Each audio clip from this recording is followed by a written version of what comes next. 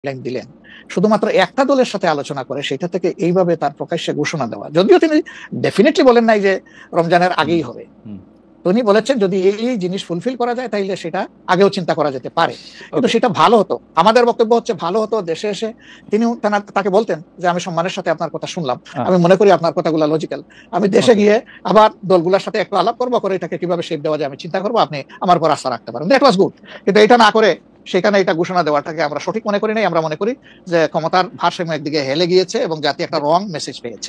এই জন্য আমরা আমাদের এই পর্যায়ে এটা আমার একটা প্রশ্ন, আপনার কাছে কি মনে হয় পরবর্তী জাতীয় সংসদ নির্বাচন আসলে কোন দিন কোন মাসে হবে? আমি ঠিক এটা জানি না, তবে আমি মনে করি যে এটা এপ্রিল পাড়ি দেবে না কোনো অবস্থায়। আর ফেব্রুয়ারিতে হলে আমি বলেছি সবার আগে আপনি বলেছেন যে হ্যাঁ, যে ফেব্রুয়ারিতে হলে এটা বেস্ট, কারণ এই সিজনটা আমাদের জন্য কমফোর্টেবল সিজন ইলেকশনের জন্য। আপনার কাছে কি মনে হয় আপনার মনে কি এরকম একটা সম্ভাবনা আপনি দেখতে পান যে এটা রমজানের পরেও আসলে যেতে পারে? সেই ক্ষেত্রে রমজানের সময় আপনাদের ক্যাম্পেইন করতে হবে। বেশিরভাগ সময় আমরা দেখি যে রমজানের সময় ধর্মপ্রাণ মুসলমানদের অনেকেই আসলে দুনিয়াবি কোনো জিনিসের মধ্যে থাকতে চান না, সেই ক্ষেত্রে ভোটের মানে এখনো কি আমার মনে হয় যে রমজানে তো আমরা সব ধরনের সব কাজই তো করি, খাস তো আমরা বাদ দিই না কোনো, রাইট? অফিস আদালত ব্যবসা বাণিজ্য সবই তো করি, খেত খামার যার যেটা আছে। রমজান আমাদের জন্য কোনো সমস্যা না, রমজান কারোর জন্যই সমস্যা হওয়া উচিত না। কোন কোন দল বলেছেন যে রমজানে ক্যাম্পেইন করতে গেলে অনেক ইফতার মাহফিল হবে, সেখানে প্রচুর টাকা খরচ করতে হবে, আপনি করবেন না। আপনি ইফতার মাহফিলে মেহমান হিসাবে গিয়ে খেয়ে আসবেন, দোয়া করে দিয়ে আসবেন, অসুবিধা কি? আপনাকে টাকা খরচ করতে হবে কেন? ওই সময় তো এমনিও টাকা খরচ করা ঠিক না, শিডিউল ডিক্লারেশন হয়ে যাওয়ার পরে মানুষকে খাওয়ানো ঠিক না। আপনি খাবেন, অসুবিধা কি?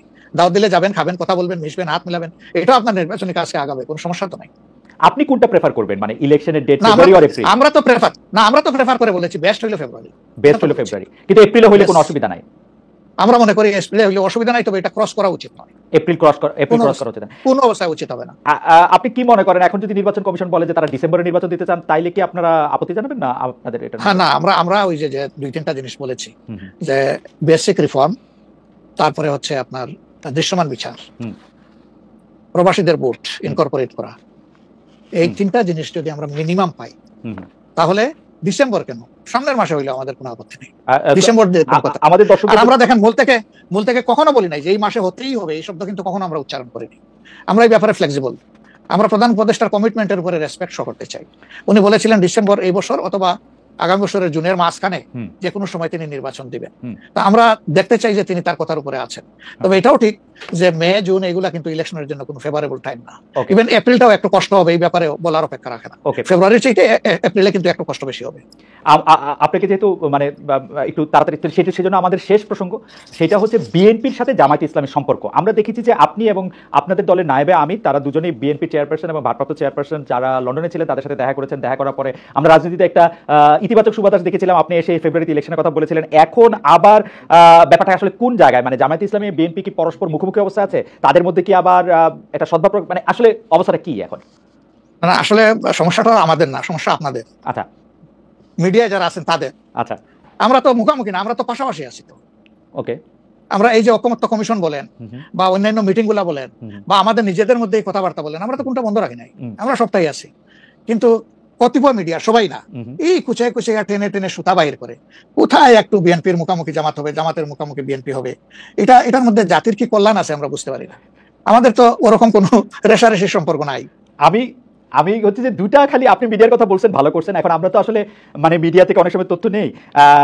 বিএনপির নেতার প্রসঙ্গে একটি সংবাদ শিরোনাম আমি পড়েছি, ভোট হলে তো তাদের গুরুত্ব থাকবে না, জামায়াতকে ফখরুলের খোঁচা, স্বাধীনতার অবিশ্বাসীদের সমর্থন করা যাবে না, মির্জা ফখরুল। আবার আরেকটা রিপোর্ট, আবার আরেকটা পত্রিকার রিপোর্ট, জামায়াতকে স্বাধীনতা বিরোধী বলা হলে অনেকের বাবাও রাজাকার ছিলেন, জামায়াতের সাধারণ সম্পাদক বলছেন।